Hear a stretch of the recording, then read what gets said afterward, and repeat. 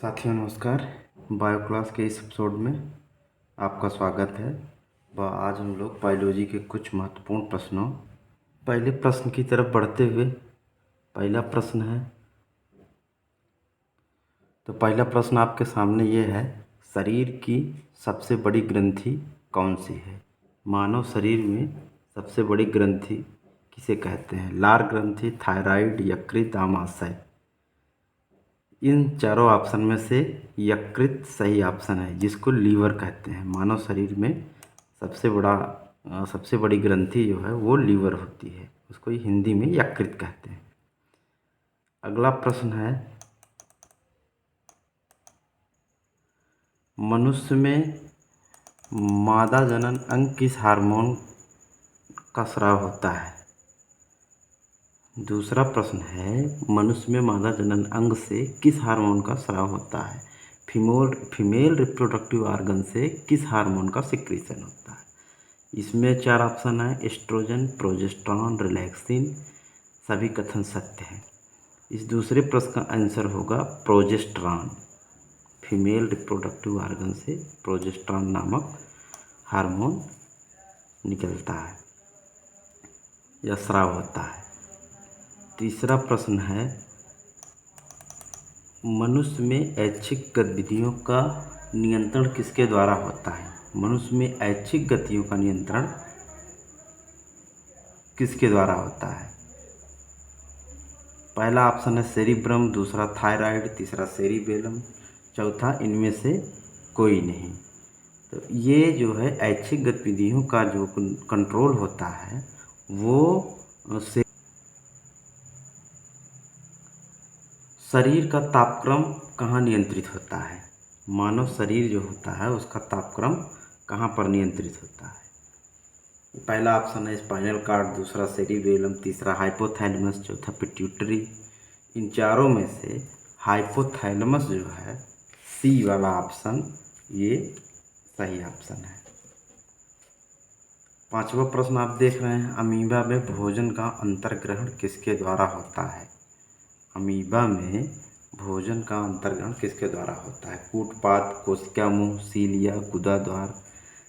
इस चारों में से कूटपाद सही है और इसी कूटपाद की सहायता से अमीबा गति भी करता है। नेक्स्ट प्रश्न देखेंगे हम लोग, निम्न में से कौन सा एंजाइम लार में पाया जाता है? बेहद सरल सवाल है। पहला पेप्सिन, दूसरा ट्रिप्सिन, तीसरा टाइलिन, फिर आए काइमोट्रिप्सिन। इन चारों ऑप्शन में से टाइलिन सही है। लार में टाइलिन नामक एंजाइम पाया जाता है जो भोजन को पचाने में मदद करता है। नेक्स्ट प्रश्न हम लोग देखेंगे, वह प्रक्रिया जिसके द्वारा मनुष्य श्वास ग्रहण करता है तथा छोड़ता है वह है?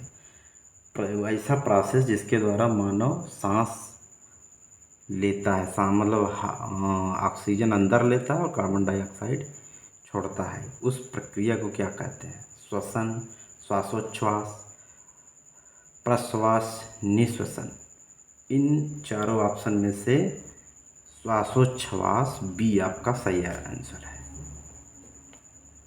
नेक्स्ट प्रश्न हम लोग देखेंगे, ऊर्जा उत्पादन के लिए कोशिका प्रायः किसका उपयोग करती है? इसमें हम लोग देखेंगे, ऊर्जा उत्पादन के लिए कोशिका प्रायः किसका उपयोग करती है? ऑप्शन आपके हैं अमीनो अम्ल, ग्लूकोज, वसा अम्ल, सुक्रोज। इसमें से हो जाएगा आपका आठवें का आंसर है। नेक्स्ट प्रश्न है, किस अभिक्रिया द्वारा पौधे में ऑक्सीजन बाहरी वातावरण से कोशिकाओं में पहुंचता है?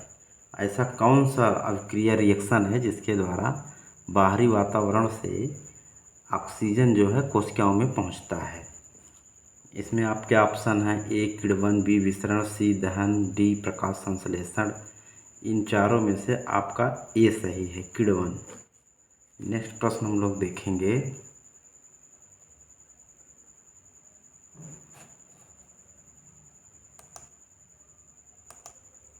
नेक्स्ट प्रश्न आपका है, श्वसन की अभिक्रिया में खाद्य पदार्थों की परिणति क्या होती है? ऑप्शन ए है विघटन, बी दहन, सी परिवर्तन, डी संश्लेषण। इसमें आपका सही आंसर है विघटन। विघटन के द्वारा जो है खाद्य पदार्थ की प्रवृत्ति होती है। नेक्स्ट प्रश्न हम लोग देखेंगे,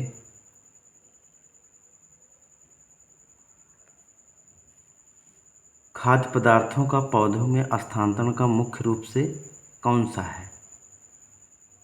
खाद्य पदार्थों का पौधे में स्थानांतरण का मुख्य रूप कौन सा है? ए ग्लूकोज, बी स्टार्च, सी सुक्रोज, डी प्रोटीन। पौधों में खाद्य पदार्थ जो है वो किस रूप में स्थानांतरित होता है? ये सुक्रोज के रूप में। नेक्स्ट प्रश्न हम लोग देखेंगे, एक स्वस्थ मनुष्य का, ये तो आप लोगों को पता ही है, ब्लड प्रेशर, एक ह्यूमन हेल्दी ह्यूमन जो है स्वस्थ मनुष्य का ब्लड प्रेशर कितना होता है? इसमें आपका 20 सही है, 120 80। नेक्स्ट प्रश्न है, मनुष्य के मस्तिष्क की सबसे बाहरी झिल्ली है। ब्रेन, आपको बताया गया है कि ब्रेन जो है वो एक कई एपिथेलियल लेयर में वो बाउंडेड होता है। तो आउटर मोस्ट लेयर का नाम क्या है? आउटर मोस्ट जो झिल्ली होती है उसका नाम है, आपके ऑप्शन है पियामीटर, मीटर, ड्यूरामीटर, एक्रेंक्वाइड। तो आपका सबसे सही ऑप्शन है सी, ड्यूरामीटर। नेक्स्ट प्रश्न हम लोग देखेंगे, मनुष्य के सूंघने की क्षमता को नियंत्रित करता है। मनुष्य की जो घ्राण इंद्रियां हैं, घ्राण शक्ति है, वो किसके द्वारा कंट्रोल होती है? आपके ऑप्शन है ऑप्टिक पाली, घ्राणेंद्रिय पाली, सेरिब्रम, इनमें से कोई नहीं। ऑप्टिक आँख से संबंधित हो गया, घ्राणेंद्रिय सूंघने से संबंधित है, सेरिब्रम मेन कंट्रोल माइंड का है, डी ऑप्शन है। तो इसमें सही ऑप्शन आपका है घ्राणेंद्रिय, बी। नेक्स्ट आप लोग देखेंगे, मनुष्य में बुद्धि एवं चतुराई का केंद्र है। आपके ऑप्शन ए है सेरिबेलम, बी हाइपोथैलेमस, सी सेरिब्रम और डी स्पाइनल कॉर्ड। इसमें सही आंसर है आपका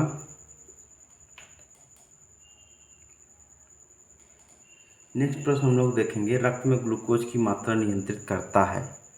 सोमैटोस्टाइनिन के कारण, ग्लूकागॉन के कारण, गैस्ट्रिन के कारण, इंसुलिन के कारण। इसमें सही आंसर है इंसुलिन के कारण। इंसुलिन जो है वो ब्लड शुगर लेवल कंट्रोल करता है। नेक्स्ट प्रश्न हम लोग देखेंगे, ऑक्सीजन क्या है? वसा है, कार्बोहाइड्रेट है, एंजाइम है, इनमें से कोई नहीं है। इसमें ऑक्सीजन न तो फैट है, न तो कार्बोहाइड्रेट है, न तो एंजाइम है, ये तो गैसीय फॉर्म में है। तो डी आंसर हो जाएगा इसका, इनमें से कोई नहीं।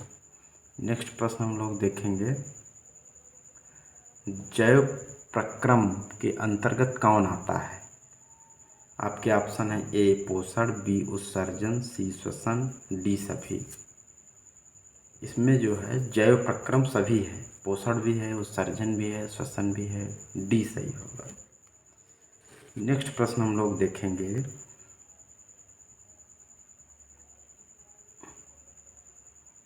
गोबरछता किसके अंतर्गत आता है? पहला परजीवी, दूसरा स्वपोषी, तीसरा मृतजीवी, डी परासरणी। इसमें सही आंसर होगा मृतजीवी, सी। नेक्स्ट प्रश्न अगला हम लोग देखेंगे, वायुमंडल में सामान्यतः CO2 पाया जाता है। बहुत सरल क्वेश्चन है। आपके एनवायरनमेंट में कितना CO2 है? ए है 78%, बी 21%, डी 4%, सी 4%, डी 0.03%। करेक्ट आंसर है डी, 0.03%। नेक्स्ट प्रश्न है, छाया में पनपने वाले पौधों को कहते हैं हेलियोफाइट्स, थियोफाइट्स, सियोकाइट्स, इनमें से कोई नहीं। इसमें देखेंगे हेलोफाइट्स जो है वो समुद्र के किनारे जो पौधे होते हैं उनको हेलियोफाइट्स कहते हैं। और ये सही आंसर इसका होगा सियोकाइट्स। छाया में पनपने वाले पौधों को सियोकाइट्स कहते हैं। नेक्स्ट होगा आपका प्रश्न, मनुष्य में मुख्य श्वसन अंग है। बहुत सारा सवाल है। फेफड़ा, नाक, ट्रकिया, क्लोम। मेन श्वसन अंग फेफड़ा है। नेक्स्ट प्रश्न हम लोग देखेंगे, निम्न में से कौन सी बीमारी श्वसन तंत्र से संबंधित है? Diarrhoea, TB, pneumonia. बी और सी दोनों। डायरिया पेट से संबंधित है जिसमें पतली दस्त होती है। टीबी और निमोनिया ये दोनों श्वसन तंत्र से संबंधित है। तो आंसर, करेक्ट आंसर आपका हो जाएगा डी, टीबी और निमोनिया। नेक्स्ट प्रश्न हम लोग देखेंगे, उच्च रक्तचाप की अवस्था को क्या कहते हैं?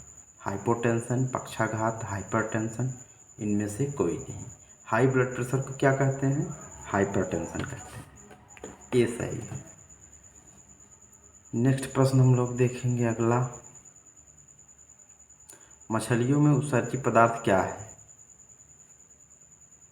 ए अमीनो अम्ल, बी यूरिक अम्ल, सी यूरिया, डी अमोनिया। मछलियों में उत्सर्जी पदार्थ अमोनिया होता है। डी सही है आपका।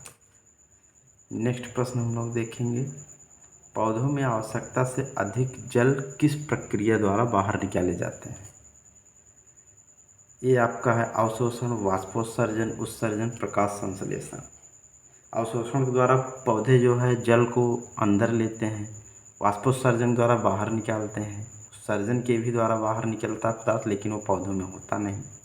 एक्सक्रीशन बोलते हैं, वो जीवों में है। प्रकाश संश्लेषण फोटोसिंथेसिस है, इसके द्वारा जो है पौधे अपना भोजन बनाते हैं इस प्रक्रिया के द्वारा।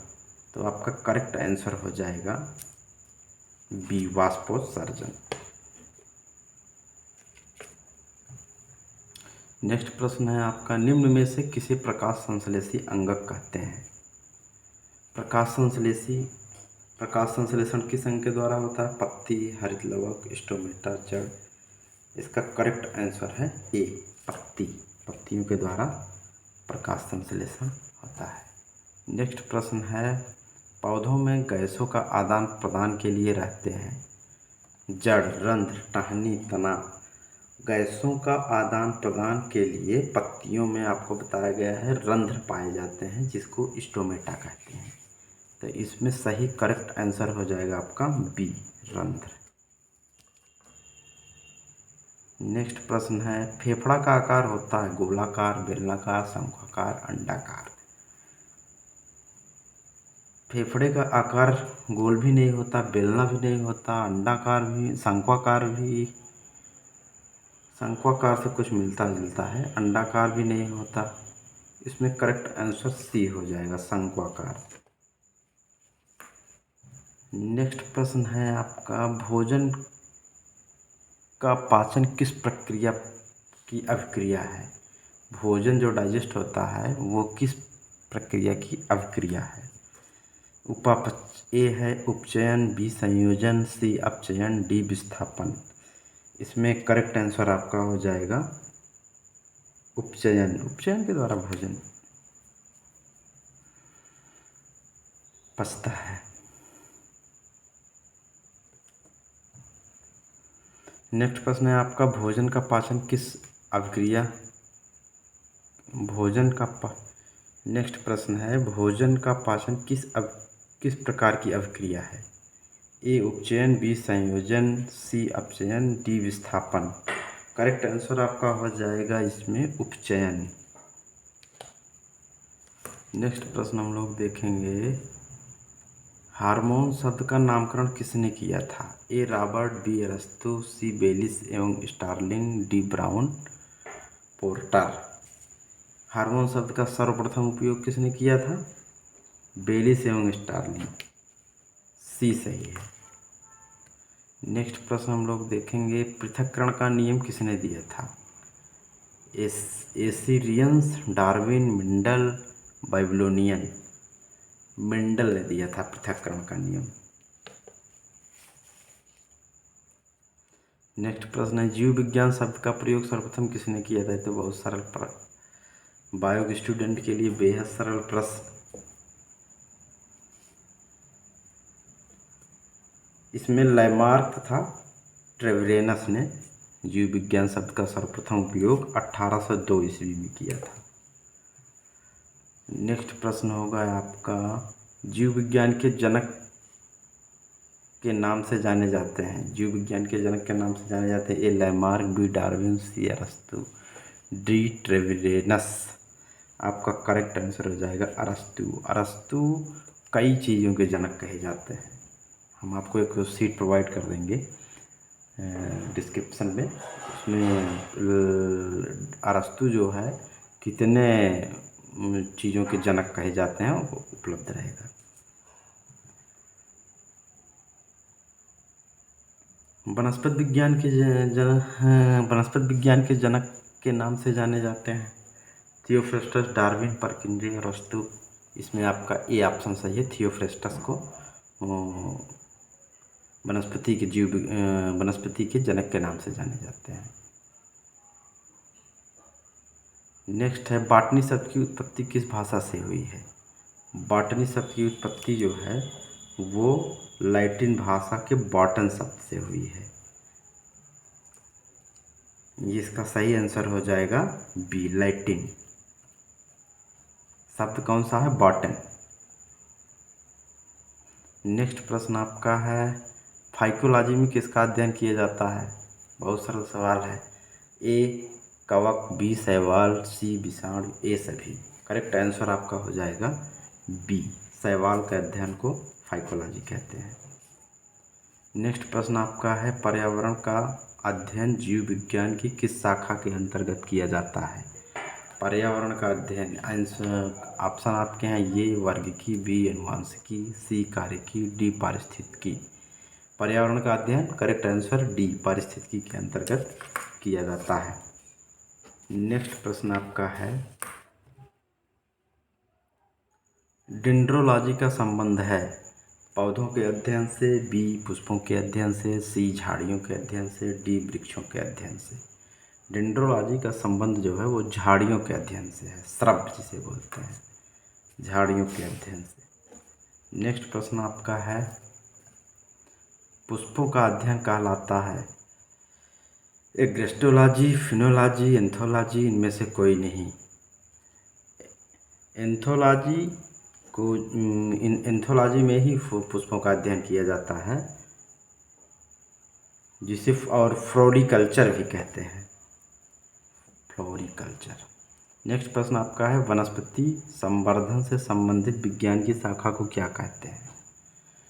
Floriculture, horticulture, agriculture, floriculture. वनस्पतियों के संवर्धन जो है हार्टिकल्चर। करेक्ट आंसर आपका बी है। नेक्स्ट प्रश्न आपका है, स्पर्मोलॉजी में किसका अध्ययन किया जाता है?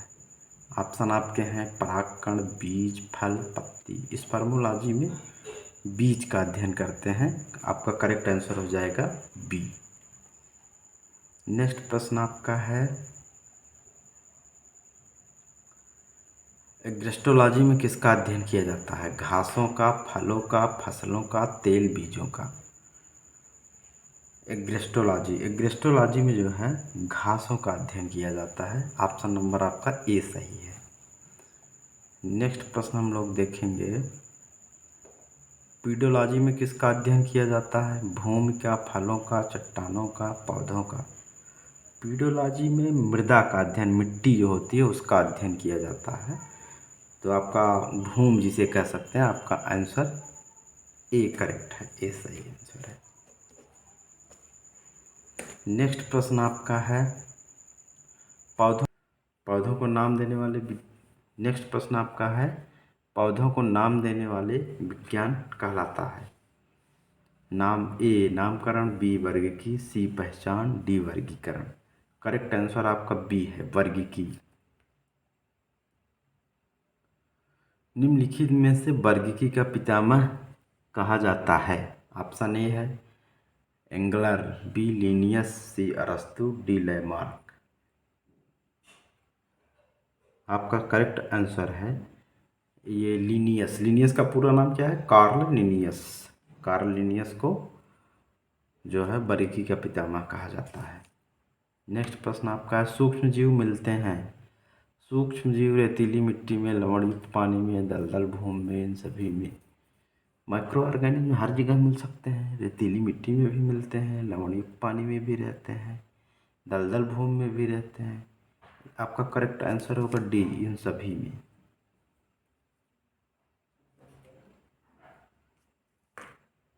नेक्स्ट प्रश्न आपका है, विषाणु वृद्धि करता है जीवित कोशिका में, चीनी के विलयन में, मृत शरीर में, पानी में। वायरस जो है वो सिर्फ और सिर्फ जीवित कोशिका में ही वृद्धि कर सकता है। आपका करेक्ट आंसर है ए, पाम की जड़ से। साबूदाना किससे बनाया जाता है? नेक्स्ट प्रश्न आपका है, साबूदाना किससे बनाया जाता है? ए साइगोपाम की जड़ से, बी सेड्रस से, सी यूनिपेरस से, डी साइकस से। करेक्ट आंसर हो जाएगा आपका साइगोपाम की जड़ से। ए सही है इसमें।